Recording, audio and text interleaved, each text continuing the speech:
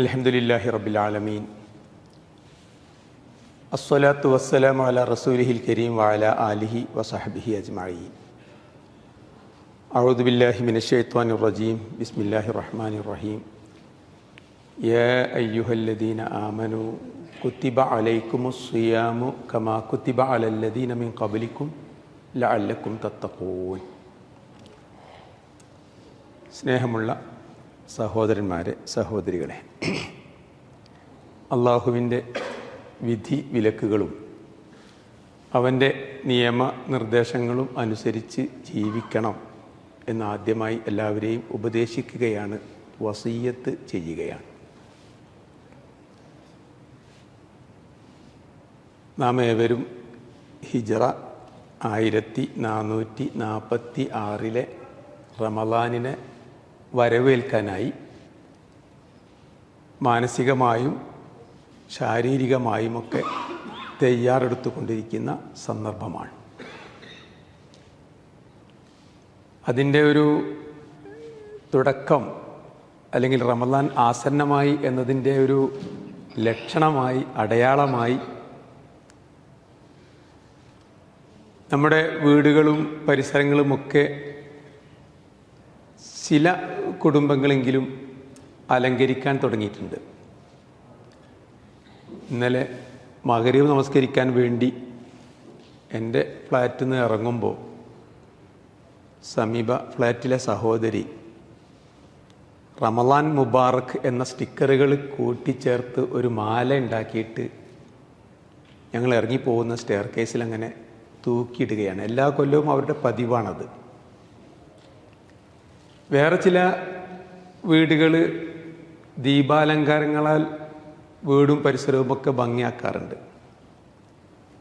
ഞങ്ങൾ താമസിക്കുന്ന 1000-ഓളം കുടുംബങ്ങൾ താമസിക്കുന്ന മിസൈമീറിലെ ബർവ മസാക്കിനിൽ കഴിഞ്ഞ വർഷം റമളാനിൻ്റെ 2-3 ദിവസങ്ങൾക്ക് മുമ്പ് മെയിൻ ഗേറ്റുകളിലും പരിസരങ്ങളിലുമൊക്കെ ഉണ്ടാക്കിയ ആ ദീപാലങ്കാരങ്ങൾ ചെറിയ പെരുന്നാളും കഴിഞ്ഞ് ഒരാഴ്ച കഴിഞ്ഞതിന് ശേഷമാണ് അവർ അഴിച്ചു മാറ്റിയത്. അപ്പോൾ ഈയൊരു പ്രവണത പല നാടുകളിലുമുണ്ട്. അവരുടെ നാടുകളിലൊക്കെ അവർ ശീലിച്ചു വന്നത് ഇവിടെയും അവരെന്ത് ചെയ്യുന്നു, നടപ്പിലാക്കുന്നു എന്നുള്ളതാണ്. നമ്മുടെ നാട്ടിലും അങ്ങനെയുണ്ട്, റമളാൻ ആഘോഷമാക്കുന്ന ഒരു പ്രവണത. റമളാൻ ആസന്നമായി കഴിഞ്ഞാൽ നമ്മുടെ ഹൈപ്പർ മാർക്കറ്റുകൾ, സൂപ്പർ മാർക്കറ്റുകളൊക്കെ റമളാൻ ഓഫറുകൾ പ്രഖ്യാപിക്കും. പരമാവധി ആളുകളെ ഈ റമളാൻ ഉപയോഗപ്പെടുത്തി തങ്ങളുടെ കടകളിലേക്കും ഷോപ്പുകളിലേക്കും ആകർഷിക്കുകയും കൂടുതൽ സാധനങ്ങൾ പർച്ചേസ് ചെയ്യിക്കുകയും ചെയ്യുക എന്നുള്ളതാണ് അതിൻ്റെ ഉദ്ദേശം. നമ്മുടെ നാട്ടിൽ, ഇന്ത്യയിൽ പല ആഘോഷങ്ങളുടെയും പുറകിൽ പ്രവർത്തിക്കുന്ന ആളുകൾ ആരാന്ന് ചോദിച്ചാൽ ബിസിനസ് ലോബികളാണ്. പല ആഘോഷങ്ങൾക്കും ചരിത്രപരമായ വലിയ പിന്തുണയൊന്നുമില്ല.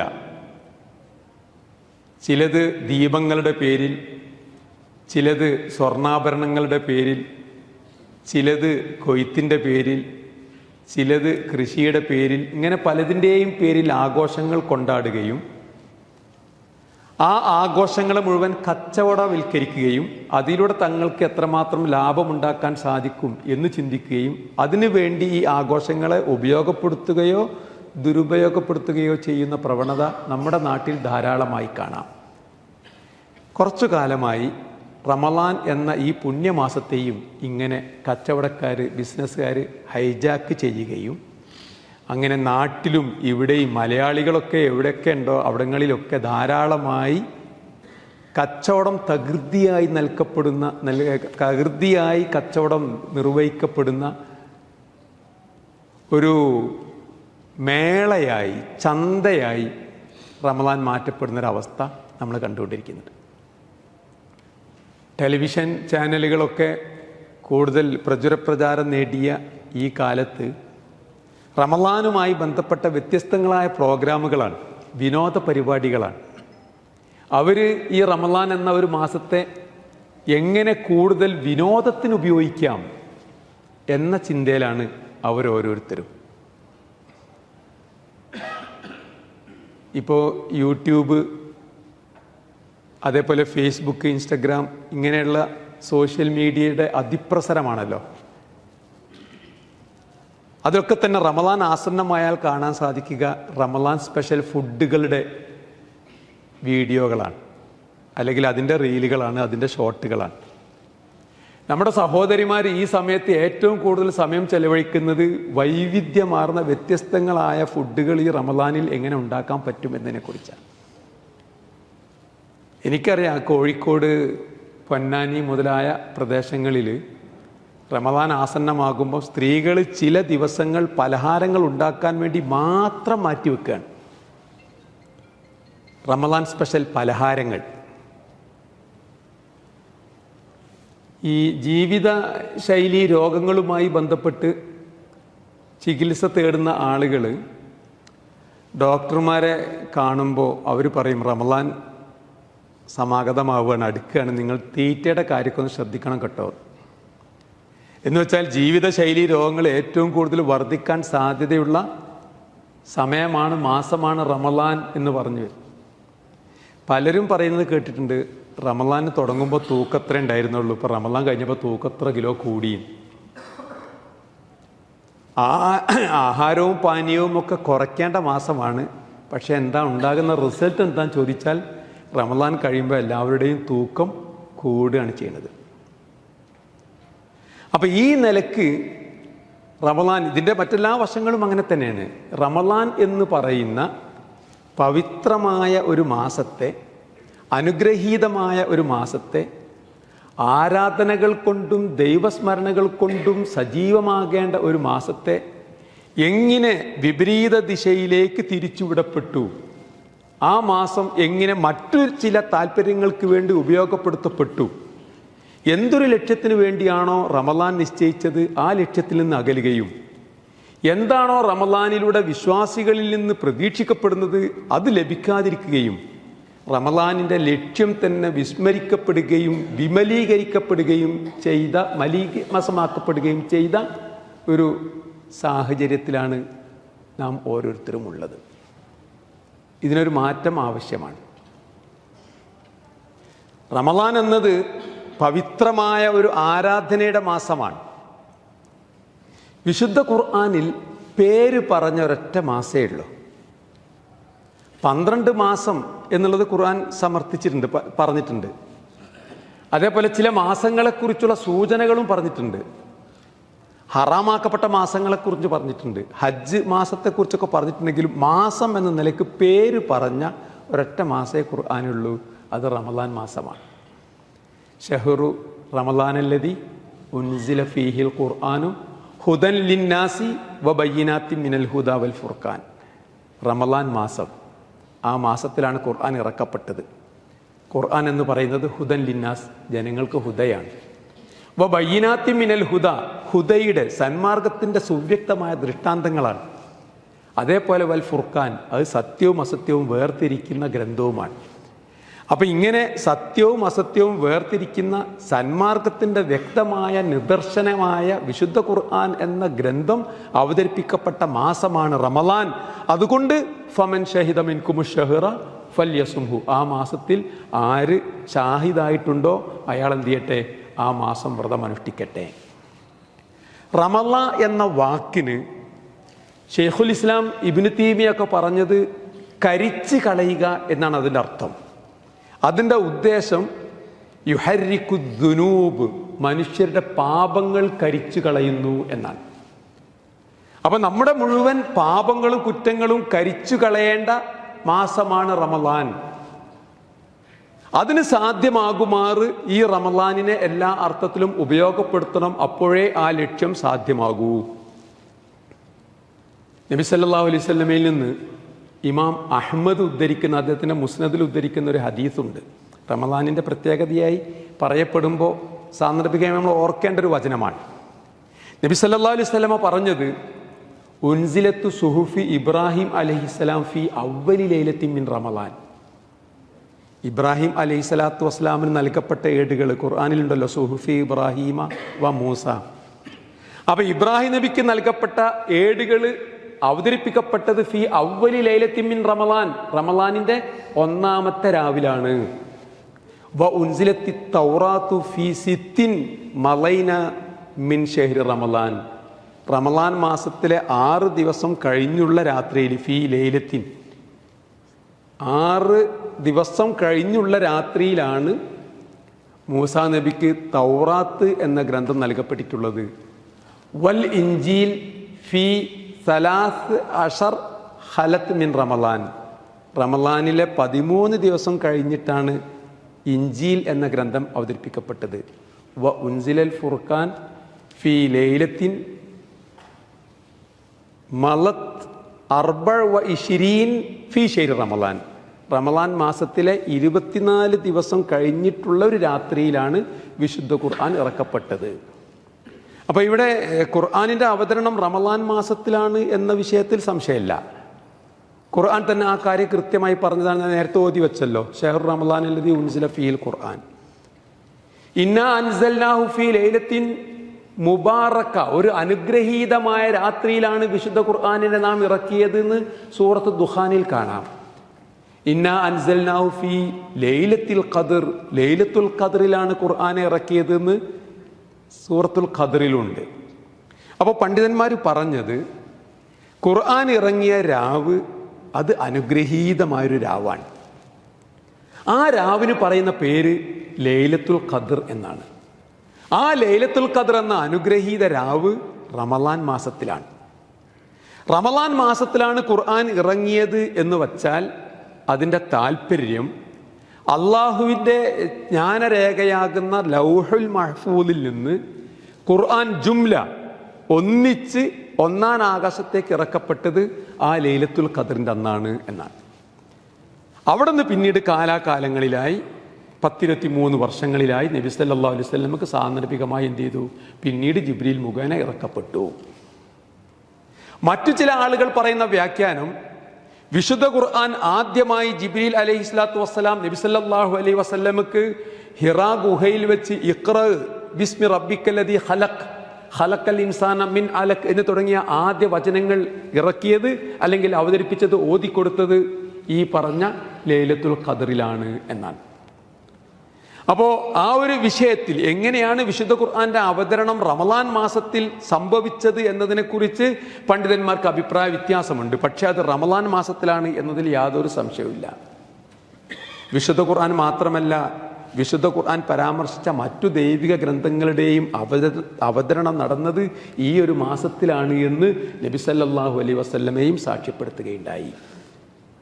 അങ്ങനെയാണെങ്കിൽ ഇതര മാസങ്ങളെ അപേക്ഷിച്ച് റമളാൻ മാസത്തിൻ്റെ മഹത്വവും അതിൻ്റെ പുണ്യവും അതിൻ്റെ അനുഗ്രഹവും അതിൻ്റെ ബർക്കത്തുകളും അതിൻ്റെ ഹൈറാത്തുകളും അതിൻ്റെ നിഴ്മാത്തുകളുമൊക്കെ എത്രത്തോളമാണ് എന്ന് നമുക്ക് ഊഹിക്കാവുന്നതേ ഉള്ളൂ. അപ്പം ഇങ്ങനെയുള്ള സവിശേഷതകളൊക്കെ ഒത്തിണങ്ങിയ ഒരു മാസമായതുകൊണ്ട് അള്ളാഹു വളരെ പ്രധാനപ്പെട്ട ഒരു ആരാധനയ്ക്ക് വേണ്ടി ഈ മാസത്തെ തിരഞ്ഞെടുത്തു. ആ ആരാധനയാണ് വ്രതാനുഷ്ഠാനം എന്നത്. അപ്പോൾ വ്യത്യസ്തങ്ങളായ ഒരുപാട് ആരാധനകളുണ്ട്. നമസ്കാരവും സക്കാത്തും ഹജ്ജും അങ്ങനെ തുടങ്ങി പല ദാനധർമ്മങ്ങളും അങ്ങനെ തുടങ്ങി ഒരുപാട് ആരാധനകൾ, മനുഷ്യൻ നിർവഹിക്കുന്ന ഇബാദാത്തുകൾ. ആ ഇബാദാത്തുകളിൽ വെച്ച് അല്പം ദൈർഘ്യമേറിയതും പ്രയാസമേറിയതുമായ ഇബാദത്ത് ഏതാണെന്ന് ചോദിച്ചാൽ നോമ്പാണ്. ഓരോ ആരാധനക്കും അതിൻ്റെതായ റീച്ചുണ്ട്, അതിൻ്റെതായ നെത്തീജക്ക്, അതിൻ്റെ ഗുണഫലത്തിന് ഓരോന്നിനും ഓരോ സമയപരിധിയുണ്ട്, കാലപരിധിയുണ്ട്. ആ കാലപരിധിയിൽ ഹജ്ജിന് തൊട്ട് മുമ്പുള്ള ഹജ്ജിൻ്റെ കാലപരിധി ജീവിതാവസാനം വരെയാണ്. നബി സല്ലല്ലാഹു അലൈഹി വസല്ലം പറഞ്ഞത്, മൻ ഹജ്ജ ഫലം യർഫുസ് വലം യഫ്സുഖ് റജഅക യൗമി വലദത്തുഹു ഉമ്മുഹു എന്നാണ്. മഖ്ബൂലും അബ്രൂറുമായ രൂപത്തിൽ യാതൊരുവിധ അനാവശ്യ പ്രവർത്തനങ്ങളുമില്ലാതെ ഒരാൾ ഹജ്ജ് കർമ്മം പൂർത്തീകരിച്ചാൽ മാതാവ് പ്രസവിച്ചതുപോലെ ശുദ്ധ മനസ്സോടു കൂടെയായിരിക്കും അയാൾ തിരിച്ചു പോവുക എന്നും, വൽ ഹജ്ജുൽ മബ്രൂർ ലൈസ ലഹു ജസാഉൻ ഇല്ലൽ ജന്ന, ഒരു മബ്രൂറായ ഹജ്ജ് കർമ്മം നിർവഹിച്ചു കഴിഞ്ഞാൽ സ്വർഗമല്ലാതെ മറ്റൊന്നും പ്രതിഫലമായിട്ടില്ല എന്നുമാണ് ഹജ്ജിനെ കുറിച്ച് പറഞ്ഞത്. എന്ന് വെച്ചാൽ ഹജ്ജ് ജീവിതത്തിൽ ഒരിക്കൽ ചെയ്താൽ മതി. അതിൻ്റെ ഗുണവും അതിൻ്റെ റിസൾട്ടും ഇയാളുടെ ജീവിതം അവസാനിക്കുന്നത് വരെയും ഇയാൾക്ക് എന്ത് ചെയ്യും? ലഭ്യമാകണം. ആ തരത്തിൽ വലിയ റീച്ചുള്ള ആരാധനയാണ് ഹജ്ജ്. എന്നാൽ അതിൻ്റെ തൊട്ട് മുമ്പുള്ളത് റമളാനാണ്. നബി സല്ലല്ലാഹു അലൈഹി വസല്ലം പറഞ്ഞു, അസ്സലവാത്തുൽ ഖംസു വൽ ജുമുഅത്തു ഇലൽ ജുമുഅ വറമളാനു ഇലാ റമളാൻ മുകഫിറാത്തുൻ ലിമാ ബൈനഹുന്ന ഇദ ജുത്നിബത്തിൽ കബായിർ. 5 വക്ത് നമസ്കാരങ്ങൾ, അതേപോലെ ഒരു ജുമുഅ മുതൽ അടുത്ത ജുമുഅ, റമളാനു ഇലാ റമളാൻ, ഒരു റമളാൻ മുതൽ അടുത്ത റമളാൻ, ഇതൊക്കെയും മുകഫിറാത്തുൻ പാപങ്ങൾ പൊറുക്കുന്നവയാണ്. ലിമാ ബൈനഹുന്ന അവക്കിടയിലുള്ളതിനെ, അവക്കിടയിൽ സംഭവിക്കുന്ന പാപങ്ങളെ പൊറുക്കും. ഇത് അജുത്തിനിബത്തിൽ കബായർ, വലിയ പാപങ്ങൾ വെടിയാണെങ്കിൽ. അപ്പൊ 5 നേരത്തെ നമസ്കാരങ്ങൾ, ആ നമസ്കാരങ്ങൾക്കിടയിൽ സംഭവിക്കുന്ന പാപങ്ങൾ പൊറുക്കുവാൻ ഈ ഓരോ നമസ്കാരവും മതി. ഇപ്പൊ ളുഹർ നമസ്കരിച്ചു, അസർ നമസ്കരിക്കുന്നത് വരെയുള്ള പാപങ്ങൾ പൊറുക്കുവാൻ ളുഹർ നമസ്കാരം മതി. പിന്നെ അവിടെ നിന്ന് അങ്ങോട്ട് അസറിന്റെ റിസൾട്ടാണ്, അതിന്റെ ഫലമാണ്. മഗ്രിബ് വരെ സംഭവിക്കുന്ന പാപങ്ങൾ പൊറുക്കാൻ അസർ മതി. ഇശാ വരെയുള്ള പാപങ്ങൾ പൊറുക്കാൻ മഗ്രിബ് മതി. പിറ്റേന്ന് സുബഹി വരെയുള്ള പാപങ്ങൾ പൊറുക്കാൻ അന്നത്തെ ഇശാവ് മതി. അപ്പൊ ഇങ്ങനെയാണ് 5 വക്ത് നമസ്കാരങ്ങൾ അവർക്കിടയിൽ സംഭവിക്കുന്ന പാപങ്ങളെ പൊറുക്കും. ഇനി ജുമ നമസ്കരിച്ചാലോ, ഒരു ജുമ കഴിഞ്ഞാൽ, ഇന്നിപ്പോ വെള്ളിയാഴ്ച ആണല്ലോ, ഇന്നത്തെ നമ്മുടെ ജുമയുടെ ഗുണഫലം അടുത്ത ജുമ വരെയും എന്ത് ചെയ്യണം? നമ്മുടെ ജീവിതത്തിൽ ഉണ്ടാകണം. അങ്ങനെയാണ് ആഴ്ചയിൽ ഒരിക്കൽ ജുമ നിശ്ചയിക്കപ്പെട്ടത്. എന്നാൽ റമളാൻ ആണെങ്കിലോ, റമളാനു ഇലാ റമളാൻ, ഒരു റമളാനിലെ വ്രതാനുഷ്ഠാനം, ആ റമളാനിലെ നമസ്കാരാദി ആരാധനാ കർമ്മങ്ങൾ, അവയുടെ ഗുണം നമ്മുടെ ജീവിതത്തിൽ ഉണ്ടാകണം. ഏതുവരെ? അടുത്ത റമളാൻ വരെ. ഇപ്പൊ 1446 റമളാൻ അനുഷ്ഠിക്കാൻ പോകുന്ന നമ്മൾ 1447 റമളാൻ വരെയും നമ്മുടെ ജീവിതത്തെ ശുദ്ധീകരിച്ച് നിർത്താൻ പര്യാപ്തമാകുമാറ് ഈ റമളാനെ നമ്മൾ ഉപയോഗപ്പെടുത്തണം എന്നാണ് നബി സല്ലല്ലാഹു അലൈഹി വസല്ലം വ്യക്തമാക്കിയത്. നമുക്കങ്ങനെ സാധിക്കാറുണ്ടോ? കഴിയാറുണ്ടോ? അതെല്ലാം തുടക്കത്തിൽ സൂചിപ്പിച്ച രൂപത്തിൽ റമളാനിനെ മറ്റൊരു അർത്ഥതലത്തിലാണോ നമ്മൾ ഉപയോഗപ്പെടുത്തപ്പെടുന്നത്? ആലോചിക്കേണ്ട വിഷയമാണ്. റമളാൻ എന്ന് പറയുന്നത് വിശുദ്ധ ഖുർആനിന്റെ മാസമാണ്. ഖുർആൻ ധാരാളമായി പാരായണം ചെയ്യപ്പെടേണ്ട മാസമാണ്. വ്രതാനുഷ്ഠാനത്തിന്റെ മാസമാണ്. നമുക്കറിയാലോ, നമ്മുടെ ആരാധനകളിൽ ശാരീരികമായി നിർവഹിക്കപ്പെടുന്ന ആരാധനകളുണ്ട്, സാമ്പത്തികമായ ആരാധനകളുണ്ട്, ശാരീരികവും സാമ്പത്തികവുമായ ആരാധനകളുണ്ട്. അപ്പൊ അതിൽ ശാരീരികമായി നമ്മൾ നിർവഹിക്കുന്ന ആരാധനകളിൽ അല്പം പ്രയാസമേറിയ ആരാധനയാണ് നോമ്പ്. സുദീർഘമായ ആരാധനയുമാണ്. വെറും നോമ്പ് മാത്രമല്ല ഈ മാസത്തിൽ ഉദ്ദേശിക്കപ്പെടുന്നത്, അതോടൊപ്പം അനുബന്ധമായി മറ്റു ആരാധനാ കർമ്മങ്ങളും സാലിഹാത്തുകളും വർദ്ധിപ്പിക്കണം എന്നത് പ്രത്യേകമായി നിർദ്ദേശിക്കപ്പെട്ടിട്ടുണ്ട്. അമലു സാലിഹാത്ത് ധാരാളമായി വർദ്ധിപ്പിക്കപ്പെടേണ്ട മാസമാണ്. ഐച്ഛികമായ ആരാധനാ കർമ്മങ്ങൾ ധാരാളമായി നാം വർദ്ധിപ്പിക്കേണ്ട മാസമാണ് റമളാൻ. വിശുദ്ധ ഖുർആൻ ധാരാളമായി പാരായണം ചെയ്യപ്പെടേണ്ട മാസമാണ് റമളാൻ. വിശുദ്ധ ഖുർആൻ പഠനത്തിന് വേണ്ടി ഉപയോഗപ്പെടുത്തേണ്ട മാസമാണ്. ദാനധർമ്മങ്ങളുടെ മാസമാണ്, സദഖകളുടെ മാസമാണ് റമളാൻ. നബി സല്ലല്ലാഹു അലൈഹി വസല്ലമക്ക് ജിബ്രീൽ അലൈഹിസ്സലാം അദ്ദേഹത്തിന്റെ പ്രവാചകന്റെ സന്നിധിയിൽ വന്ന് ഓരോ വർഷവും ഖുർആനിന്റെ ഹിഫ്ള് പരിശോധന നിർവഹിക്കപ്പെട്ട മാസമാണ് റമളാൻ.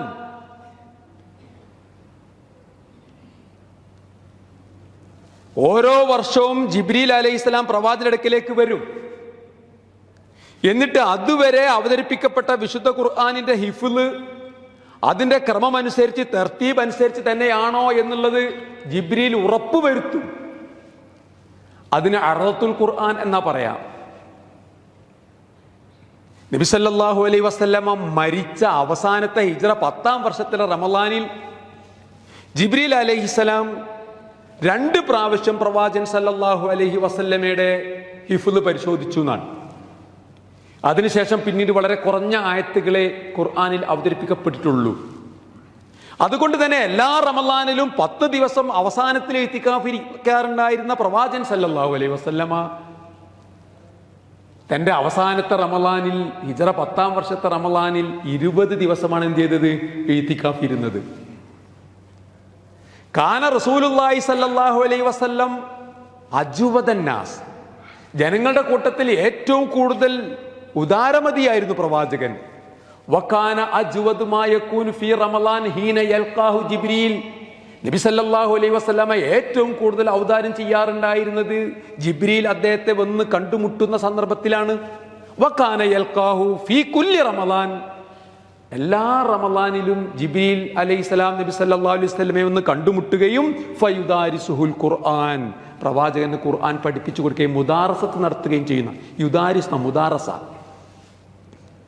വല റസൂലുള്ളാഹി സ്വല്ലല്ലാഹു അലൈഹി വസല്ലം അജ്വദു ബിൽ ഖൈരി മിനർ റീഹിൽ മുർസല, അതുകൊണ്ട് തന്നെ റമളാൻ മാസമാകുമ്പോൾ അടിച്ചു വീശുന്ന കാറ്റുകളേക്കാൾ വേഗത്തിൽ ഔദാര്യം ചെയ്യുന്ന വ്യക്തിയായിരുന്നു പ്രവാചകൻ. ജിബ്രീൽ അലൈഹിസ്സലാം പ്രവാചകനെ കാണാൻ വേണ്ടി എല്ലാ റമളാനിലും വരും. അങ്ങനെ ഖുർആൻ മുദാറസ നടത്തും. അങ്ങനെ ഖുർആൻ മുദാറസ നടത്തുന്ന വേളയിൽ പ്രവാചകൻ ധാരാളമായി എന്ത് ചെയ്യാറുണ്ടായിരുന്നു? ഔദാര്യങ്ങൾ ചെയ്യാറുണ്ടായിരുന്നു.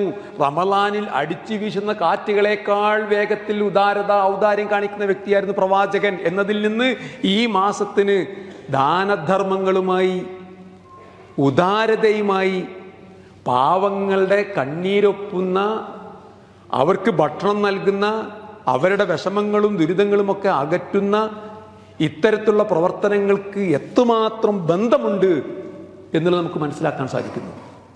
ദാനധർമ്മങ്ങളുടെ മാസമാണ് റമളാൻ മാസം. നേരത്തെ പറഞ്ഞു, സൽക്കർമ്മങ്ങളുടെ മാസമാണ്, ഇഹ്സാനിന്റെ മാസമാണ്.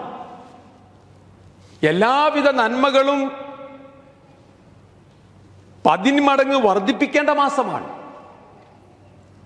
സാധാരണ പ്രവർത്തനങ്ങൾക്ക് 1 മുതൽ 10 വരെ ഇരട്ടിയാണ് പ്രതിഫലം നൽകപ്പെടുക എങ്കിൽ റമളാനിൽ പ്രവർത്തനങ്ങൾക്ക് 10 മുതൽ 700 ഇരട്ടി വരെയാണ് പ്രതിഫലം വാഗ്ദാനം നൽകപ്പെട്ടിട്ടുള്ളത്.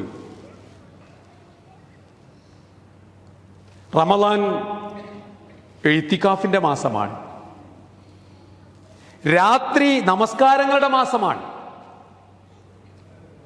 റമളാൻ ഇസ്തിഗ്ഫാറിന്റെ മാസമാണ്.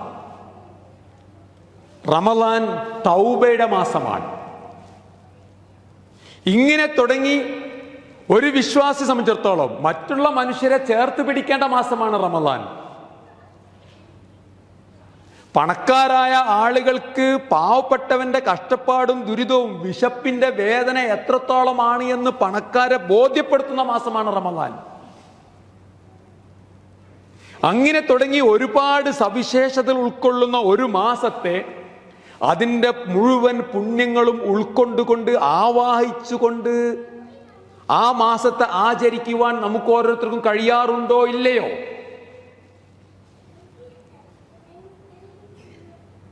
ഇസ്ലാം വളരെയേറെ പ്രാധാന്യം കൊടുത്ത ഒരു വിഷയമാണ്, ഒരു അങ്ങേയറ്റം മൂല്യം നൽകിയതാണ് മനുഷ്യന്റെ ജീവിതം എന്ന് പറയുന്നത്.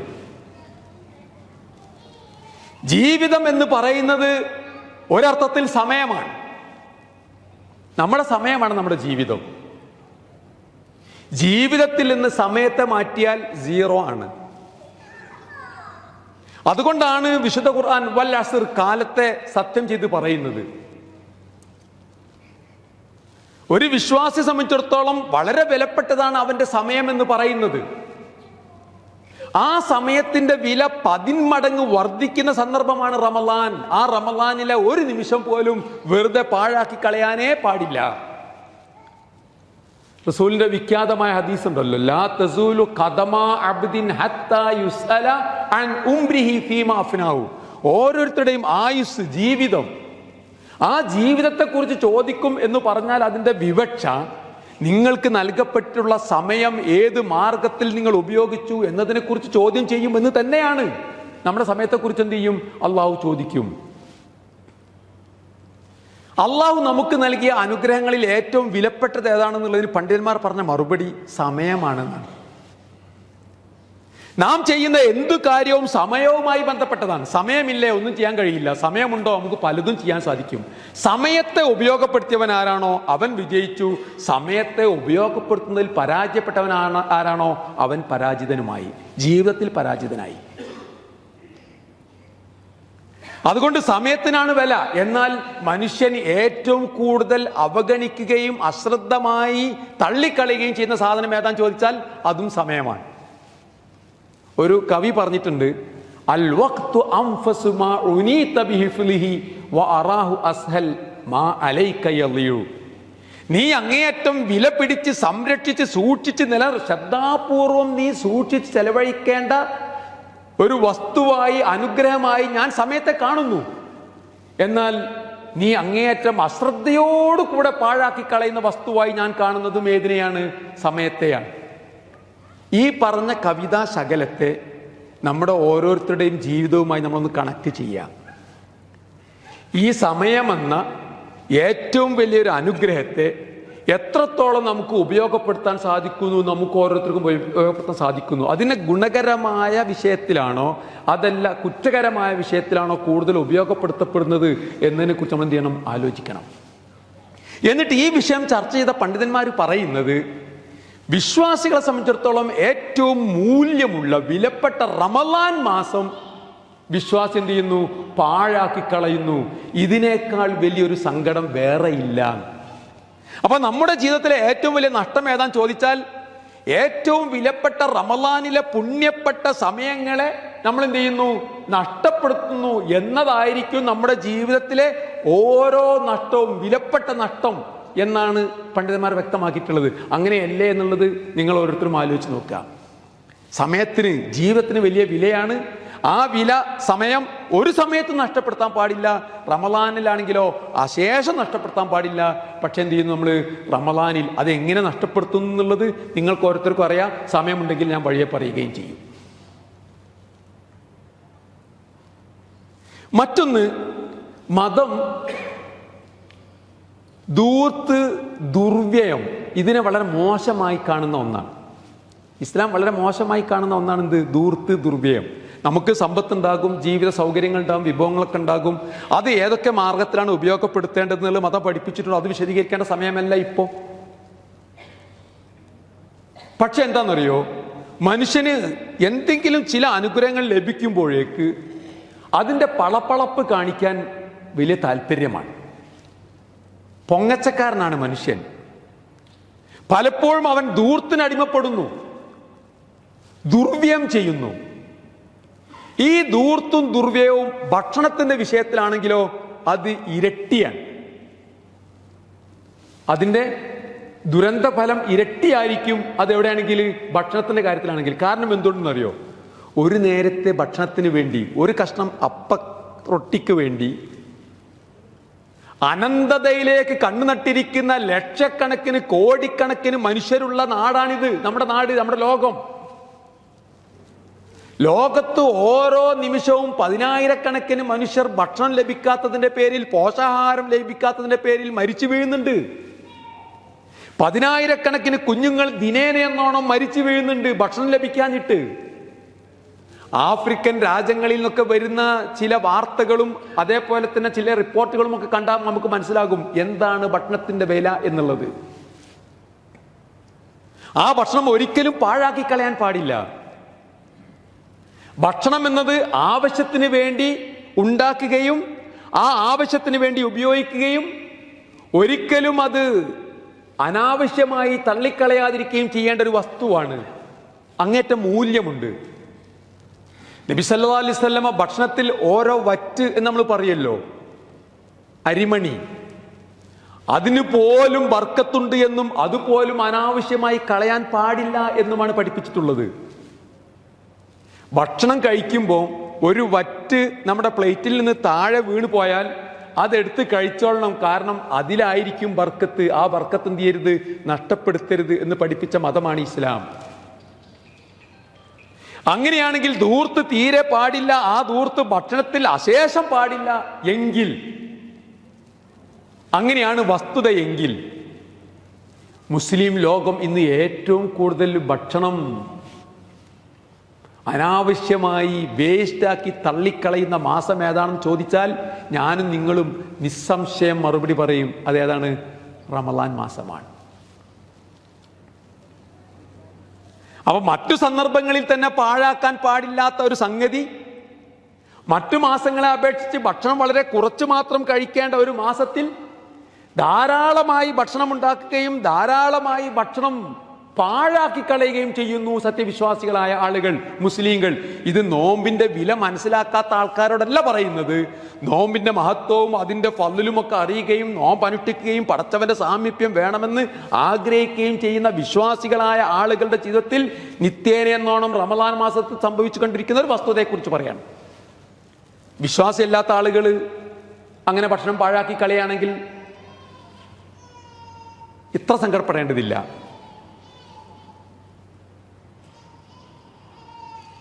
മനുഷ്യ സ്വഭാവവും സംസ്കാരവും മതം അങ്ങേയറ്റം പ്രാധാന്യം നൽകിയ ഒന്നാണല്ലോ. നിങ്ങളുടെ കൂട്ടത്തിലെ നല്ല മനുഷ്യന്മാരെന്ന് പറഞ്ഞാൽ അഹാസിനുക്കും അഖ്ലാക്ക, ആരാണോ നല്ല സ്വഭാവത്തിന്റെ ഉടമകൾ അവരാണ്. മതത്തിന്റെ വിശ്വാസ കാര്യങ്ങളാകട്ടെ, അനുഷ്ഠാന കാര്യങ്ങളാകട്ടെ, ആരാധനകളാകട്ടെ, മതഗ്രന്ഥത്തിലെ ഉപദേശങ്ങളാകട്ടെ, പ്രവാചകന്റെ സുന്നത്താകട്ടെ, ഒക്കെ തന്നെ നമ്മെ പഠിപ്പിക്കുന്നത് ഉത്തമ സ്വഭാവമുള്ളവരായി തീരുക എന്നുള്ളതാണ്. പടച്ചവന് അടിമപ്പെട്ട് വിധേയനായി പടച്ചവന്റെ കൽപ്പനകൾ അനുസരിച്ച് ജീവിക്കുന്നതിലൂടെ നമ്മൾ എന്ത് ചെയ്യുന്നു അറിയോ? നല്ല മനുഷ്യരായി മാറുന്നു. നല്ല മനുഷ്യരായി മാറണം. അങ്ങനെയുള്ള ഉത്തമ സ്വഭാവത്തിന്റെ ഉടമകളാക്കി നമ്മളെ മാറ്റിയെടുക്കുക എന്നതാണ് ദീൻ നമ്മുടെ ജീവിതത്തിൽ ചെലുത്തുന്ന സ്വാധീനം. അതായിരിക്കണം.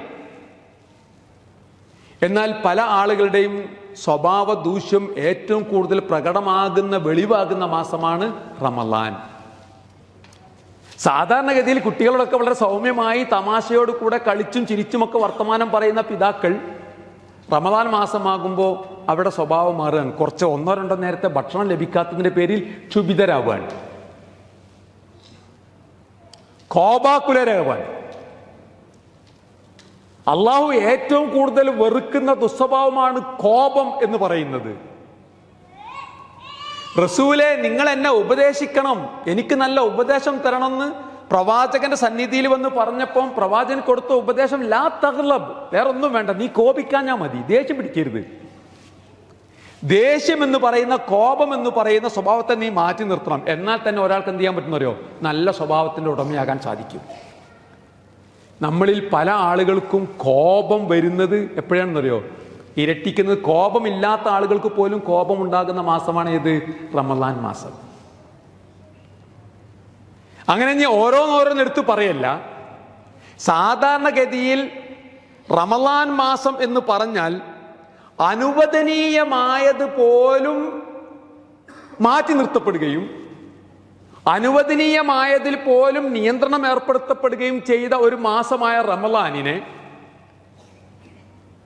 ഭക്ഷണം അനുവദനീയമാണ്, മറ്റു കാര്യങ്ങളൊക്കെ അനുവദനീയമാണ്.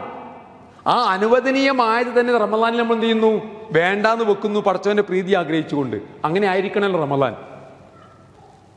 അപ്പൊ അങ്ങനെ അനുവദനീയമായത് പോലും നിയന്ത്രിതമായി ഉപയോഗപ്പെടുത്തപ്പെടേണ്ട മാസമായ റമളാനിൽ അനുവദനീയമല്ലാത്ത കാര്യങ്ങൾ 10 മടങ്ങ് ചെയ്താലുള്ള അവസ്ഥയെക്കുറിച്ച് നിങ്ങൾ ആലോചിച്ച് നോക്കൂ. അതല്ലേ സംഭവിക്കുന്നത്? അനുവദനീയമല്ലാത്ത, റമളാൻ അല്ലാത്ത സന്ദർഭങ്ങളിൽ പോലും പാടില്ലാത്ത കാര്യങ്ങൾ എന്ത് ചെയ്യാണ്? റമളാനിൽ ധാരാളമായി സംഭവിക്കുകയാണ്. നേരെ വിപരീത ദിശയിലേക്കാണ് റമളാൻ പോകുന്നത്, നമ്മളെ കൊണ്ടുപോകുന്നത്. റമളാൻ നമ്മളെ കൊണ്ടുപോകില്ല, നമ്മൾ റമളാനിനെ കൊണ്ടുപോകുന്നത്. സ്വഭാവത്തിൽ, സംസ്കാരത്തിൽ, പെരുമാറ്റത്തിൽ, ദുർവ്യയത്തിൽ, സമയം ചെലവഴിക്കുന്ന കാര്യത്തിൽ, അങ്ങനെ തുടങ്ങി മറ്റെല്ലാ കാര്യങ്ങളിലും, ഏഷണിയുടെ കാര്യം, പരദൂഷണം, അതേ തുടങ്ങി മറ്റു കിട്ടിയ പല വിഷയങ്ങളും, അതേപോലെ തന്നെ അമിതമായ ഭക്ഷണം, അങ്ങനെ തുടങ്ങി പലതും എന്ത് ചെയ്യുന്നവരോ റമളാനിനേക്കാൾ കൂടുതൽ എന്ത് ചെയ്യുന്നു? കളി, വിനോദം, ഉറക്കം, ഇതൊക്കെ തന്നെയും. റമളാൻ സ്പെഷ്യൽ കളികളും മറ്റു മറിച്ചൊക്കെ ഇപ്പോഴേ പറഞ്ഞു തുടങ്ങി പലയിടത്തും. റമളാൻ ഒരു ആഘോഷമായി ആണെന്നൊക്കെ നേരത്തെ തുടക്കത്തിൽ പറഞ്ഞല്ലോ. അങ്ങനെ ആ ഒരു അവസ്ഥയിലേക്ക് എന്ത് ചെയ്യാണ്? റമളാൻ പരിവർത്തിക്കപ്പെട്ടു. ആ ഒരു അവസ്ഥയിലേക്ക് കാലം മാറി വന്നു. വിശ്വാസികൾ വളരെ കരുതലോടുകൂടെ ഉപയോഗപ്പെടുത്തേണ്ട, ചിന്തിക്കേണ്ട ഒരു സന്ദർഭമാണിത്.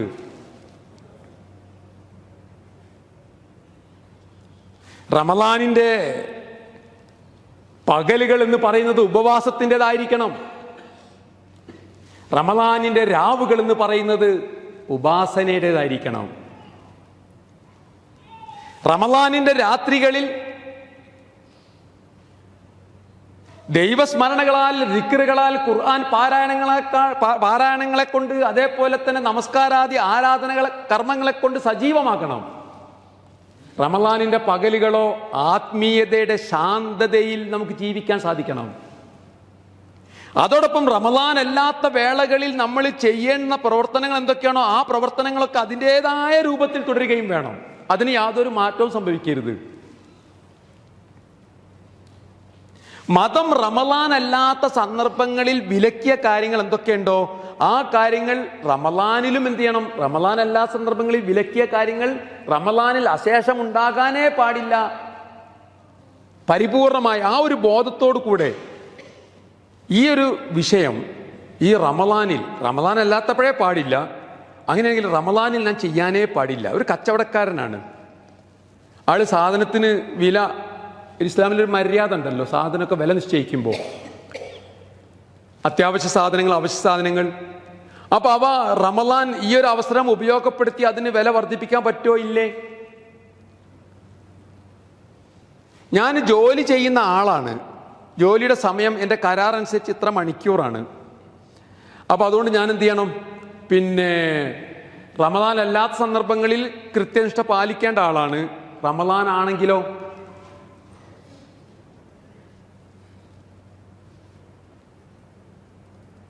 ഇങ്ങനെ ഓരോ വിഷയവും നമ്മുടെ ജീവിതത്തിൽ സംഭവിക്കുന്ന ഓരോ കാര്യവും, ഓരോ ഇടപാടും, ചെറിയ ചെറിയ വിഷയങ്ങൾ വരെ നിങ്ങൾ ആലോചിച്ച് നോക്കുക.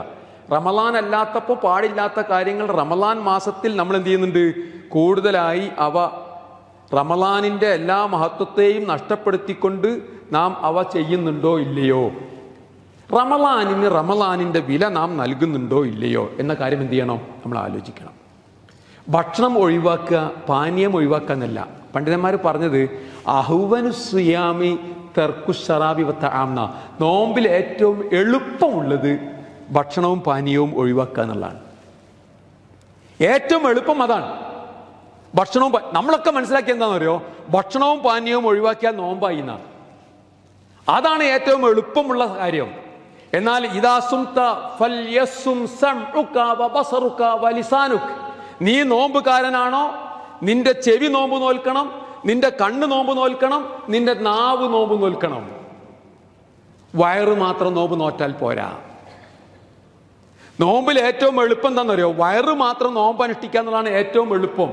അത് തന്നെ നോമ്പ് തുറന്നു കഴിഞ്ഞാൽ എന്താണെന്നുള്ളത് നമുക്കറിയാവുന്നതാണ് സംഗതി.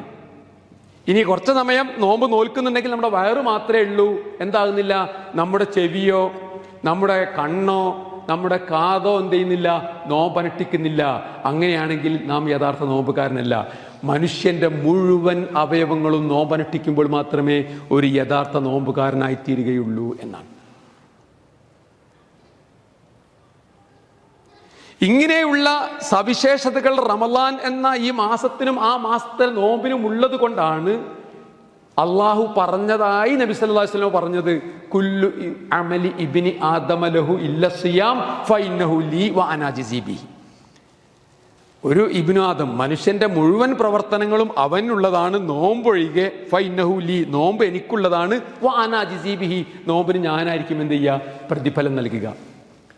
ഒരു മനുഷ്യന്റെ എല്ലാ അമലും അവനുള്ളതാണ്, നോമ്പൊഴികെ. നോമ്പ് അത് എനിക്കുള്ളതാണ്, ഞാൻ അതിന്റെ പ്രതിഫലം തരുമെന്ന് പറഞ്ഞാൽ നോമ്പ് മറ്റെല്ലാ ഇബാദത്തുകളും ഒക്കെ പടച്ചവന് വേണ്ടി നമ്മൾ ചെയ്യുന്നതാണ്. പക്ഷേ അതിൽ നിന്ന് നോമ്പിന് എന്താണ് ഒരു പ്രത്യേകത? ഒരാൾ നോമ്പുകാരനാണോ അല്ലേ എന്ന് അയാൾക്കും അള്ളാഹുവിനും മാത്രമേ അറിയൂ. മറ്റൊരാൾക്കും കടന്നു കയറി മനസ്സിലാക്കാൻ കഴിയാത്തൊരു മേഖലയാണത്. ഭക്ഷണം കഴിക്കുന്നുണ്ടോ അല്ലെങ്കിൽ വെള്ളം കുടിക്കുന്നുണ്ടോ ഉള്ള എന്തല്ല നോമ്പ് എന്നുള്ളതിന്റെ തെളിവും കൂടിയാണ്. ഭക്ഷണം കഴിക്കാതിരിക്കുക എന്നുള്ളതാണെങ്കിൽ ഒരുപക്ഷെ കൂടെ നടന്നാൽ മനസ്സിലാവും. വെള്ളം കുടിക്കുന്നില്ലെങ്കിൽ ഒരാളുടെ കൂടെ പകൽ മുഴുവൻ നടന്നാൽ മനസ്സിലാക്കാൻ സാധിക്കും. പക്ഷേ അയാളുടെ മനസ്സ് എവിടേക്ക് വ്യാപരിക്കുന്നു, അയാളുടെ ചെവി എന്തൊക്കെ കേൾക്കുന്നു, കണ്ണെന്തൊക്കെ കാണുന്നു, എന്തൊക്കെയാണ് അയാളുടെ മനസ്സിലൂടെ കടന്നു പോകുന്നത്, അതിനനുസരിച്ച് എന്ത് ചെയ്യുന്നവരോ അയാൾ നോമ്പുകാരനാണോ അല്ലേ എന്ന് വിലയിരുത്തപ്പെടും. ആ വിലയിരുത്തുന്നത് ആരായിരിക്കും? അള്ളാഹു ആയിരിക്കും. മറ്റൊരാൾക്കും എന്ത് ചെയ്യാൻ പറ്റില്ല, ഇയാൾ നോമ്പുകാരനാണോ അല്ലെന്ന് വിലയിരുത്താൻ കഴിയില്ല എന്നാണ്. നമ്മുടെ വാക്കും പ്രവൃത്തിയും ശ്രദ്ധിച്ചിട്ടില്ലെങ്കിൽ ഒരു പ്രയോജനമില്ല. നമുക്കൊക്കെ അറിയാലോ, വിഖ്യാതമായ നബിവചനമാണ്. മല്ലം യദൽ ഖൗല സൂരി വൽ അമല ബിഹി ഫലൈസ ലില്ലാഹി ഹാജത്തുൻ ഫീ അൻ യദഅ തആമഹു വശറാബഹു. ചീത്ത വാക്കുകൾ, ചീത്ത പ്രവർത്തനങ്ങൾ, ഇതൊക്കെ ഉപേക്ഷിക്കാൻ ആര് തയ്യാറില്ലയോ അയാളുടെ ഭക്ഷണവും പാനീയവും അയാൾ ഉപേക്ഷിച്ചു എന്നതുകൊണ്ട് പടച്ചവന് യാതൊരു കാര്യമില്ല. നമ്മളെ പട്ടിണിക്കിടണം എന്നതല്ല പടച്ചവന്റെ ഉദ്ദേശം. പലപ്പോഴും മനുഷ്യനെ തെറ്റിലേക്ക് പ്രേരിപ്പിക്കുന്നത് ദുർമേധസ്സാണ്. അതിന് നിമിത്തമായി തീരുന്നത് അമിതാഹാരമാണെന്ന് പറയപ്പെടുന്നു. ആ ആഹാരത്തെ നിയന്ത്രിക്കുന്നതിലൂടെ, കടിഞ്ഞാണിടുന്നതിലൂടെ മനുഷ്യന്റെ മനസ്സിനെ നിയന്ത്രിക്കാൻ സാധിക്കുമെന്നാണ്. അപ്പം മനുഷ്യ മനസ്സിനെ നിയന്ത്രിക്കാൻ പറ്റിയ ഏറ്റവും നല്ല പോംവഴി അവന്റെ ആഹാരത്തെ നിയന്ത്രിക്കുകയും അതോടൊപ്പം അവന്റെ മനസ്സിനെ ദൈവബോധത്തിൽ ഊട്ടിയുറപ്പിക്കുകയും ചെയ്യുക എന്നാണ്. ദൈവബോധത്തിൽ അടിയുറച്ച് ഭക്ഷണപാനീയങ്ങൾ വർജിക്കുമ്പോൾ സ്വയമേവ മനുഷ്യന്റെ മനസ്സ് തരളിതമാവുകയും എല്ലാ നന്മകളെയും ഉൾക്കൊള്ളാൻ, സ്വാംശീകരിക്കാൻ പ്രാപ്തമാക്കുകയും ചെയ്യും എന്നാണ്. ആ ഒരു അവസ്ഥയിലേക്ക് മനുഷ്യനെ കൊണ്ടുവരാൻ നോമ്പ് ധരിക്കണം, സഹായകമായിരിക്കണം. റുബ്ബ സായിമിൻ ലൈസ ലഹു മിൻ സിയാമിഹി ഇല്ലൽ ജൂഅ് വറുബ്ബ ഖായിമിൻ ലൈസ ലഹു മിൻ ഖിയാമിഹി ഇല്ല സഹർ. എത്ര നോമ്പുകാരുണ്ട്, അവരുടെ നോമ്പ് കൊണ്ട് പട്ടിണി എന്നല്ലാത്ത മറ്റൊരു പ്രയോജനമില്ല. എത്ര രാത്രി നമസ്കാരക്കാരുണ്ട്, അവരുടെ നമസ്കാരം കൊണ്ട് ഇല്ല സഹർ, അവരുടെ അത്രയും സമയത്ത് ഉറക്കം നഷ്ടപ്പെട്ടു എന്നതല്ലാതെ മറ്റു യാതൊരു പ്രയോജനവുമില്ല. റസൂൽ സല്ലല്ലാഹു അലൈഹി വസല്ലമയുടെ വചനമാണ്. അപ്പൊ ഇത് വളരെ ഗൗരവത്തിൽ കാണേണ്ടത്. ഞാൻ പറഞ്ഞു വരുന്നത്, നാം ഏതായാലും ഈ ഒരു മാസം ഇനി ഭക്ഷണം കഴിക്കില്ല, പകല് ഭക്ഷണം കഴിക്കില്ല. നമ്മൾ നോമ്പ് നിയ്യത്താക്കിയ ആൾക്കാരുടെ നോമ്പ് നോൽക്കുന്ന ആൾക്കാരാ. ആ നോട്ട നോമ്പ്, നാം കിടക്കുന്ന പട്ടിണി, അത് വൃഥാവിലായി പോകാതിരിക്കാൻ, നഷ്ടപ്പെട്ടു പോകാതിരിക്കാൻ, അത് ഫലശൂന്യമായി പോകാതിരിക്കുവാൻ നാം ഓരോരുത്തരും ശ്രദ്ധിക്കണം എന്ന ഒരൊറ്റ ഉദ്ദേശത്തിന്റെ പേരിലാണ് ഈ കാര്യങ്ങൾ ഇത്രയും ഊന്നി പറയുന്നത്. നോമ്പ് നോൽക്കാത്ത ആൾക്കാരെ സംബന്ധിച്ചിട്ട് അവരെ നമുക്ക് വിടാം. ഇസ്ലാമിക ബോധമില്ലാത്ത ആളുകളെ നമുക്ക് വിടാം. നമസ്കരിക്കാത്ത ആളുകളെ നമുക്ക് മാറ്റി നിർത്താം. നമസ്കരിക്കുന്ന, നോമ്പിന്റെ മഹത്വം അറിയുന്ന, ഖുർആനിന്റെ ഫളായിലുകൾ അറിയുന്ന, വിശ്വാസിയായി ജീവിക്കണമെന്ന് ആഗ്രഹിക്കുന്ന, നാളെ സ്വർഗം ലഭിക്കണം എന്ന് മനസ്സിൽ അതിയായ ആഗ്രഹം കൊണ്ട് നടക്കുന്ന വിശ്വാസികളായ ആളുകളോട് പറയുകയാണ്, നമ്മുടെ മുമ്പിൽ വരുന്ന ഓരോ റമളാനിനെയും ഉപയോഗപ്പെടുത്തുവാൻ നമ്മൾ ശ്രദ്ധിക്കണം. ആ റമളാനിനെ ഉപയോഗപ്പെടുത്താൻ കഴിയാത്തവനാണ് പരാജിതൻ. 2-3 വിഭാഗക്കാരുണ്ട് റമളാനിൽ. ഓരോ റമളാൻ കഴിയുമ്പോഴും അതിൽ മർഹൂമായ ആൾക്കാരുണ്ടാകും, മഹറൂമായ ആളുണ്ടാവും, ഫായിസായ ആളുണ്ടാവും. സാധാരണ നമ്മളിങ്ങനെ പരീക്ഷയിലൊക്കെ എഴുതി കഴിഞ്ഞാൽ അങ്ങനെ തോറ്റ ആൾക്കാരുണ്ടാകും, പാസ്സായ ആൾക്കാരുണ്ടാകും, പിന്നെ ഈ റൈറ്റിംഗ് ഗ്രേഡ് അനുസരിച്ച് ഡിസ്റ്റിങ്ഷൻ അങ്ങനെ തുടങ്ങി അറബിയിൽ അങ്ങനെ കുറെ ജയ്യിദ്, മുംതാസ് എന്നൊക്കെ പറയുന്നുണ്ടല്ലോ. ഈ ഒരു കാറ്റഗറി ഏതിലുണ്ട്? റമളാനിലുണ്ട് എന്നാണ്. അപ്പൊ ആ റമളാൻ അതിന്റെ മുഴുവൻ ഫദ്ലുകളും അനുഗ്രഹങ്ങളും തടയപ്പെട്ടവൻ ആരാണോ, ലഭിക്കാത്തവൻ ആരാണോ, റമളാന്റെ യാതൊരു ഗുണവും അനുഭവിക്കുവാനുള്ള ഭാഗ്യം ലഭിക്കാത്തവൻ ആരാണോ, അയാളാണ് മഹറൂം. ആ റമളാനെ കൊണ്ട് കുറച്ചൊക്കെ ഗുണങ്ങൾ ലഭിച്ച ആളാണ് മർഹൂം, ആ റഹ്മത്ത് ലഭിച്ച ആൾ.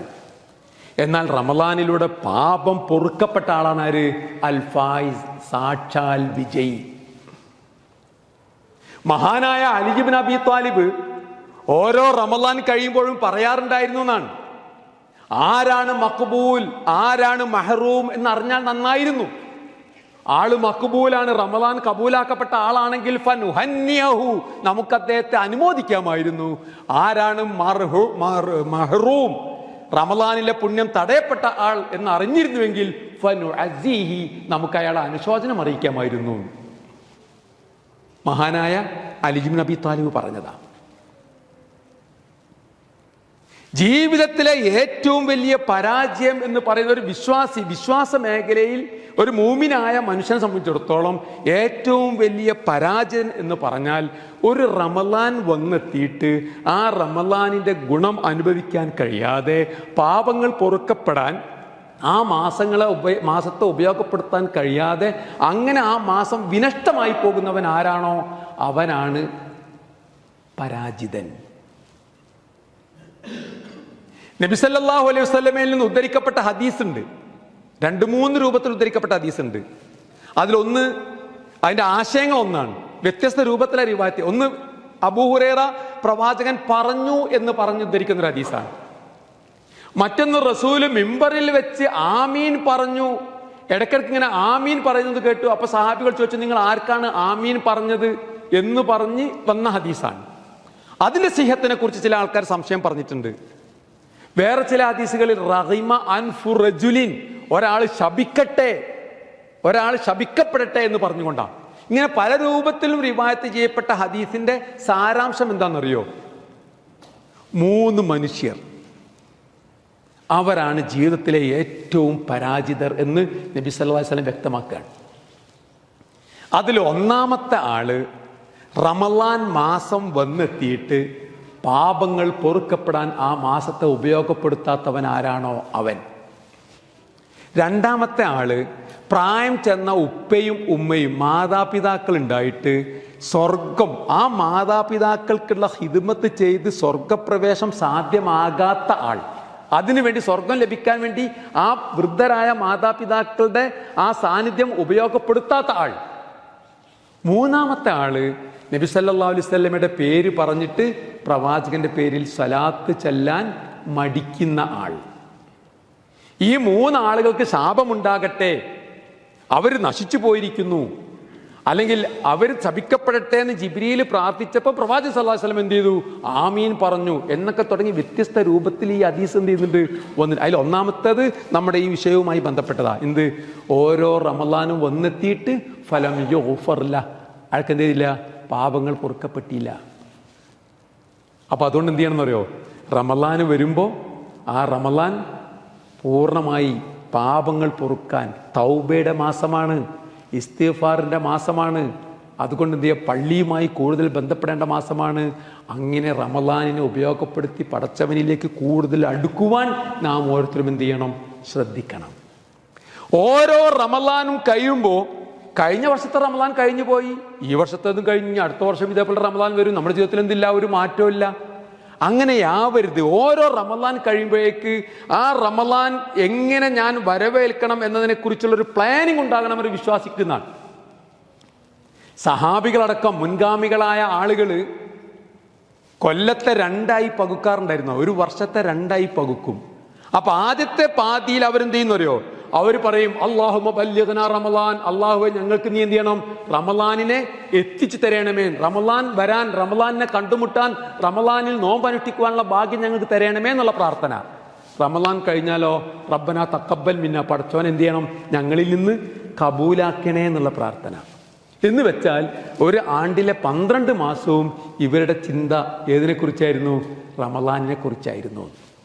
നമുക്കുണ്ട് അങ്ങനെ കുറെ ചിന്തകൾ, പക്ഷെ റമളാനിനെ കുറിച്ചോ അങ്ങനെയുള്ള കാര്യത്തെക്കുറിച്ചോ അല്ല, വേറെ ചില വിഷയങ്ങളെക്കുറിച്ചാണ് ഓരോ വർഷവും നമ്മുടെ മനസ്സിൽ വരുന്ന പ്ലാനും ചിന്തയും ഒക്കെ. അങ്ങനെയാവരുത്. വിശുദ്ധ ഖുർആൻ എന്ന ദൈവിക ഗ്രന്ഥം, അതുമായിട്ടുള്ള ബന്ധം ഊട്ടി ഉറപ്പിക്കാതെ റമളാൻ കഴിഞ്ഞു പോകാൻ പാടില്ല ഒരു വിശ്വാസം സംബന്ധിച്ചിടത്തോളം. ഞാൻ അവസാനിപ്പിക്കുകയാണ്.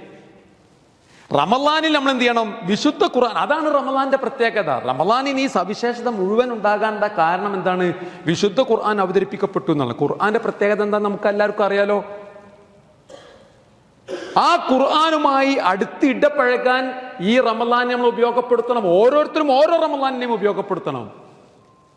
നമ്മുടെ ഇസ്സത്താണ് ഖുർആൻ, നമ്മുടെ അഭിമാനമാണ് ഖുർആൻ, നമ്മുടെ ഹിദായത്താണ് ഖുർആൻ, നമ്മുടെ വേദ വെളിച്ചമാണ് ഖുർആൻ, നമ്മുടെ ആത്മീയ വെളിച്ചമാണ് ഖുർആൻ. ആ ഖുർആനാണ് യഥാർത്ഥ മാർഗദർശി. നമ്മുടെ ജീവിതം എപ്രകാരമായിരിക്കണം എന്ന് നമുക്ക് വരച്ച് കാണിച്ചു തരുന്ന ഗ്രന്ഥം ഖുർആനാണ്. ആ ഖുർആൻ അവതരിപ്പിക്കപ്പെട്ട മാസം എന്ന നിലക്കാണ് റമളാനിൽ നോമ്പ് നിർബന്ധമാക്കിയത്. അതിനാൽ എന്ത് ചെയ്യണം? ഈ ഖുർആനുമായി അടുക്കാൻ ശ്രമിക്കുക. ഇപ്പോഴുള്ള അടുപ്പം പോരാ, കൂടുതൽ അടുക്കാൻ ശ്രമിക്കുക. ഖുർആൻ ധാരാളമായി പാരായണം ചെയ്യുക. ഖുർആന്റെ ആശയങ്ങൾ മനസ്സിലാക്കാൻ ശ്രമിക്കുക. ആശയങ്ങൾ മനസ്സിലാക്കിക്കൊണ്ട് വേണം ഖുർആൻ എന്ത് ചെയ്യാൻ? പാരായണം ചെയ്യാൻ. എത്രത്തോളം ഖുർആന്റെ ആശയങ്ങൾ പഠിക്കാൻ സാധിക്കുമോ? ഖുർആനിന്റെ ഒരു പ്രത്യേകത എന്താന്ന് ചോദിച്ചാൽ, അതിലെ ഒരു ഭാഗം എടുത്താൽ, ഒരു കഷ്ണം എടുത്താൽ, ഒരു ആയത്തെടുത്താൽ ആ ആയത്ത് പോലും നമുക്ക് ഹിദായത്ത് നൽകാൻ പര്യാപ്തമാണ്. നമുക്ക് ഈ ഹിദായത്ത് വെളിച്ചം കിട്ടാൻ എന്ത് വേണ്ട? ലോകത്ത് മറ്റൊരു ഗ്രന്ഥത്തിനുമില്ല. ഏതൊരു ഗ്രന്ഥം നിങ്ങൾ വായിച്ചാലും എന്താണോ ആ ഗ്രന്ഥം കൊണ്ട് ഗ്രന്ഥകാരൻ ലക്ഷ്യമാക്കുന്നത്, ആ ലക്ഷ്യം കിട്ടണമെങ്കിൽ ഗ്രന്ഥം എന്ത് ചെയ്യണം? ആദ്യം മുതൽ അവസാനം വരെ വായിക്കണം. എന്നാലേ ആ ഗ്രന്ഥത്തിന്റെ ഇപ്പോഴത്തെ ഭാഷയിൽ പറഞ്ഞ ക്ലൈമാക്സ് എന്താണ്, അതുകൊണ്ട് ഉദ്ദേശിക്കപ്പെടുന്ന, എവിടേക്ക് എത്തിക്കണം എന്നാണോ ആഗ്രഹിക്കുന്നത്, അവിടേക്ക് എത്തണമെന്നുണ്ടെങ്കിൽ ഗ്രന്ഥം മുഴുവൻ വായിക്കണം. ഒരധ്യായം വായിച്ചാൽ പോരാ, ഒരു ഖണ്ഡിക വായിച്ചാൽ പോരാ. എന്നാൽ വിശുദ്ധ ഖുർആൻ എന്താണോ ഖുർആൻ കൊണ്ട് ലക്ഷ്യമാക്കുന്നത്, ആ ലക്ഷ്യം നേടാൻ വിശുദ്ധ ഖുർആൻ മുഴുവൻ പഠിക്കണമെന്നില്ല. വിശുദ്ധ ഖുർആനിലെ ഒരു അധ്യായം പഠിക്കണമെന്നില്ല. വിശുദ്ധ ഖുർആനിലെ ഒരു ആയത്ത് മുഴുവൻ പഠിക്കണമെന്നില്ല. ഒരു സംഭവം പറയാം. ജുബൈർ ബിൻ മുത്ഇം എന്ന് പറയുന്ന ഒരു സഹാബിയെ കുറിച്ച് കേട്ടിട്ടുണ്ട് നിങ്ങൾ? ജുബൈർ ബിൻ മുത്ഇം ബിൻ അദി എന്ന് പറയുന്ന ഒരു ഖുറൈശി പ്രമുഖണ്ട്. നബി സല്ലല്ലാഹു അലൈഹി വസല്ലമക്ക് തായിഫിൽ ഏറ് കിട്ടി അവിടെ തോട്ടത്തിൽ വിശ്രമിക്കുമ്പോൾ അദ്ദേഹത്തിന് പ്രവാചകന് വേണ്ട സഹായമൊക്കെ ചെയ്തു കൊടുത്ത ആളാണ് ആര്? മുത്ഇം ബിൻ അദി.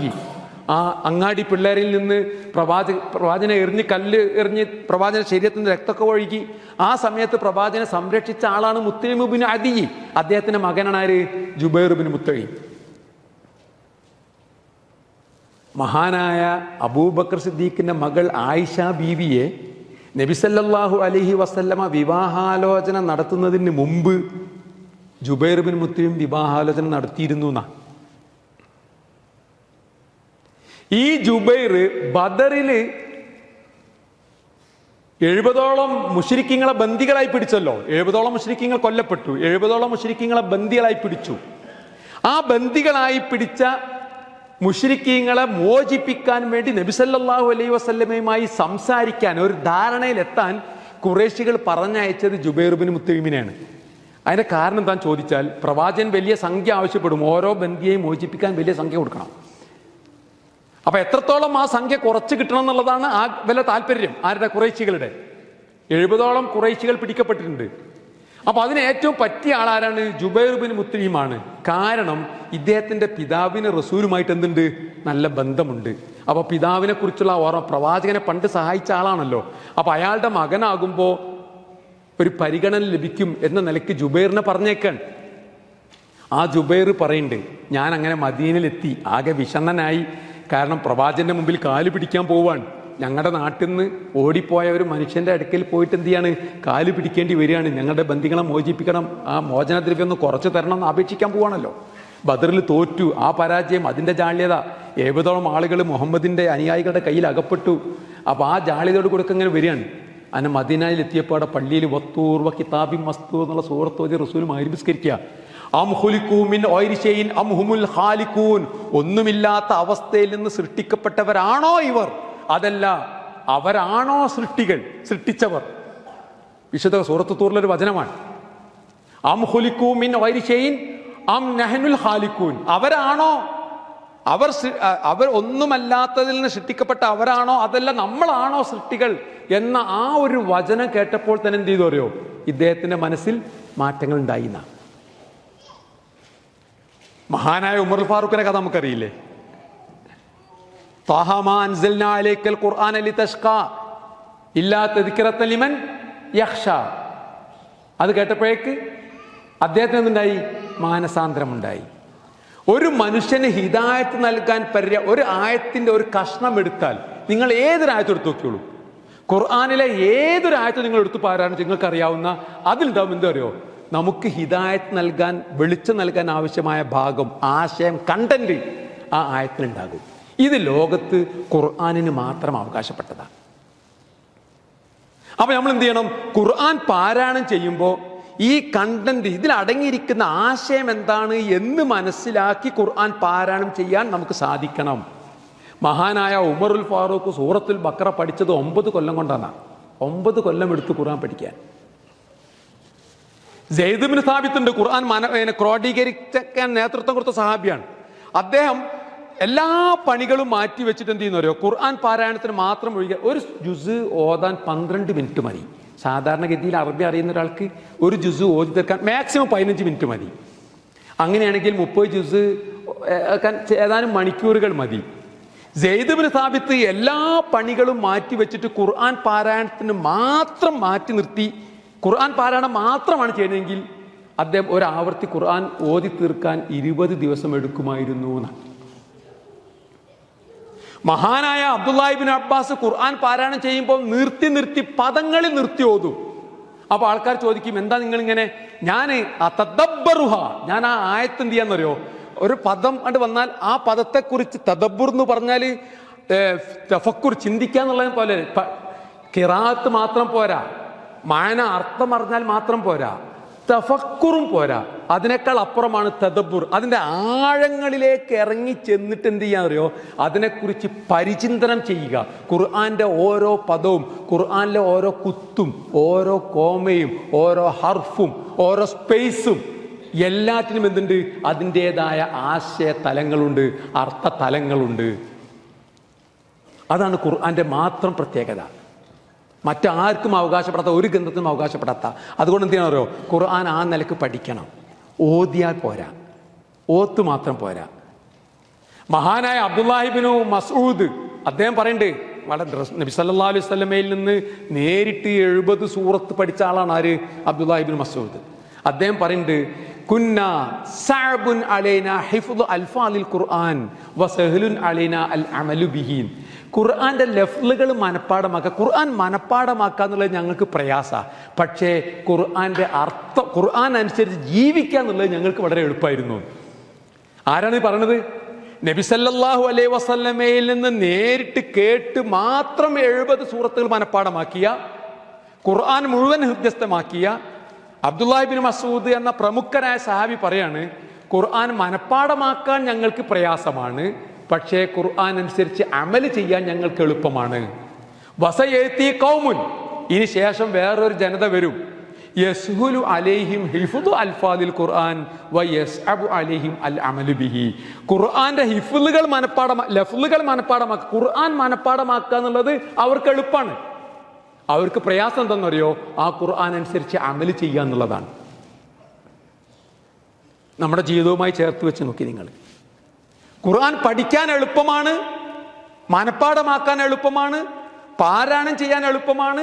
പക്ഷേ ഖുർആൻ അനുസരിച്ച് അമല് ചെയ്യുക എന്നുള്ളത് പ്രയാസകരമായി തീരുന്ന ഒരു ജനത വരും.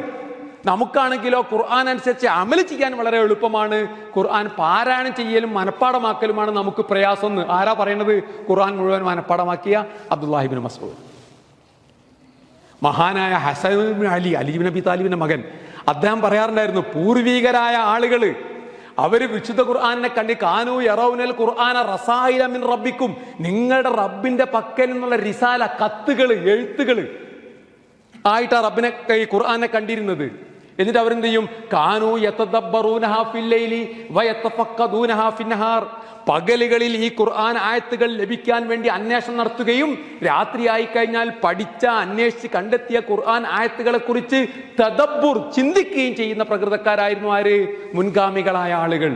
കത്ത് കിട്ടിക്കഴിഞ്ഞാൽ, നമുക്ക് കത്ത് വരാറുണ്ടായിരുന്നല്ലോ പണ്ടൊക്കെ. കത്ത് വന്നാൽ എന്താ ചെയ്യുക? ആ കത്തങ്ങനെ വായിക്കലാണോ അല്ല കത്തിലെ ആശയം മനസ്സിലാക്കലാണോ? നമുക്കൊരു മെസ്സേജ് വന്നാൽ, റസായിൽ എന്ന് പറഞ്ഞാൽ മെസ്സേജുകളാണ്. നമുക്ക് ഓരോരുത്തർക്കും, ഇവിടെ കൂടി ഓരോരുത്തരും ആലോചിക്കുക, നമുക്കൊരു മെസ്സേജ് വന്നാൽ എന്താ ചെയ്യുക? ആ മെസ്സേജ് നമ്മളിങ്ങനെ വായിച്ചു പോവുകയാണോ ചെയ്യുക? അല്ല ആ മെസ്സേജിലെ കണ്ടന്റ്, ആശയം നമ്മൾ മനസ്സിലാക്കലാണോ ചെയ്യുക? പടച്ചവന്റെ റിസാലത്താണ് നമുക്കുള്ള, പടച്ചവന്റെ റസായിൽ മെസ്സേജാണ് ഈ വിശുദ്ധ ഖുർആൻ. ആ വിശുദ്ധ ഖുർആനിൽ പറഞ്ഞ ആ മെസ്സേജിന്റെ കണ്ടന്റ്, ആശയം മനസ്സിലാക്കാതെ അത് വായിച്ചു പോയാൽ നമുക്ക് ഓരോരുത്തർക്കും വരുന്ന കത്തുകൾ ആശയം മനസ്സിലാക്കാതെ വായിക്കുന്നത് പോലെയായിരിക്കും. നമ്മൾ ബാക്കി എല്ലാം ആശയം മനസ്സിലാക്കി വായിക്കുന്നു, ആശയം ഉൾക്കൊള്ളുന്നു.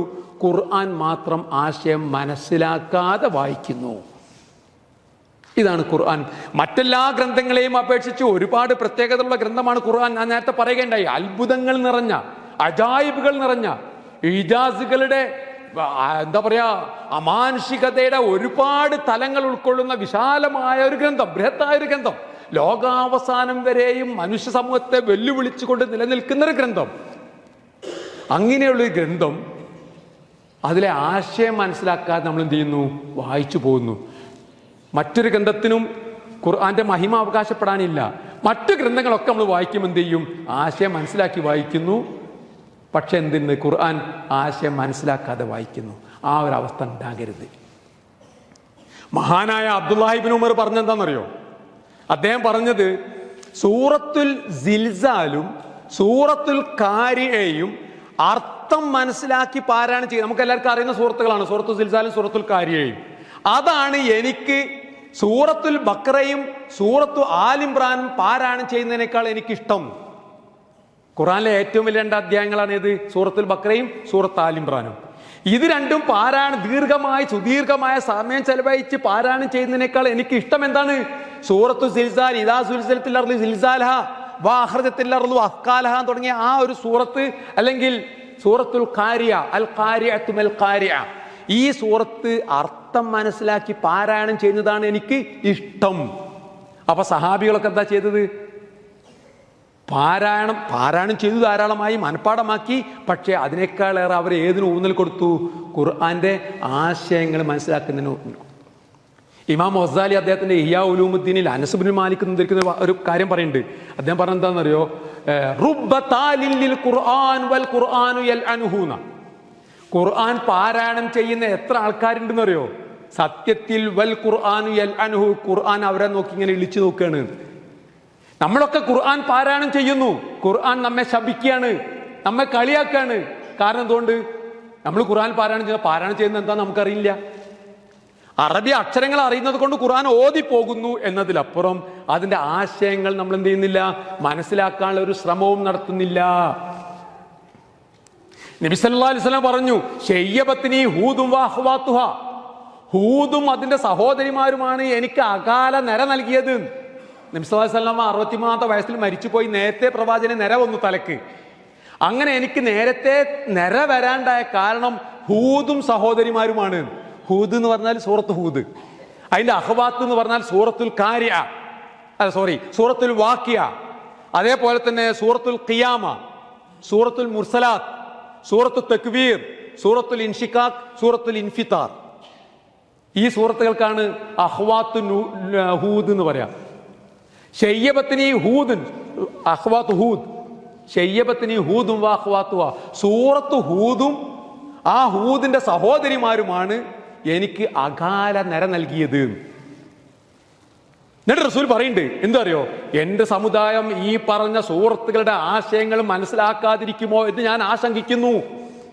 നബി സല്ലല്ലാഹു അലൈഹി വസല്ലമയുടെ സമുദായം സൂറത്ത് ഹൂദിന്റെയും ആ ഹൂദിന്റെ സഹോദരിമാരായി വിശേഷിക്കപ്പെട്ട പരലോകപ്രധാനമായ പരലോകത്തെക്കുറിച്ച് ഊന്നി പറയുന്ന സൂറത്തുകളുടെ സാരാംശവും ആശയവും മനസ്സിലാക്കി അതിനനുസരിച്ച് പ്രവർത്തിക്കുന്നതിൽ വീഴ്ച കാണിക്കുമോ എന്ന ആശങ്ക നിമിത്തം എനിക്കെന്ത് ചെയ്തു? അകാല നിര ബാധിച്ചു എന്നാണ് ആര് പറഞ്ഞത്? നബി സല്ലല്ലാഹു അലൈഹി വസല്ലം പറഞ്ഞത്. അവസാനിപ്പിക്കുന്നു, സമയം അതിക്രമിച്ചു എന്ന് എനിക്കറിയാം. വേണം ഒരു തിരിച്ചുപോക്ക്, വേണം ഒരു വീണ്ടു വിചാരം, വേണം ഒരു പുനർചിന്ത. കഴിഞ്ഞ റമദാൻ കടന്നുപോയി, ഈ റമദാനും കടന്നു പോകും. നമ്മുടെ ജീവിതം യാതൊരു മാറ്റവുമില്ലാതെ. പണ്ഡിതന്മാരുടെ ഒരുപാട് ഉദ്ധരണികളുണ്ട്. ഓരോ റമദാൻ കഴിഞ്ഞു പോയിട്ട് റമദാനിൽ ഒരു മാറ്റവും ഒരു ചലനവും സൃഷ്ടിക്കാത്ത ആ ഒരവസ്ഥയിലേക്ക് നമ്മുടെ റമദാൻ ആയി പോകാതിരിക്കാൻ നാം മനസ്സ് വെക്കുക. റമദാനിനെ കൃത്യമായി ഉപയോഗപ്പെടുത്തുക.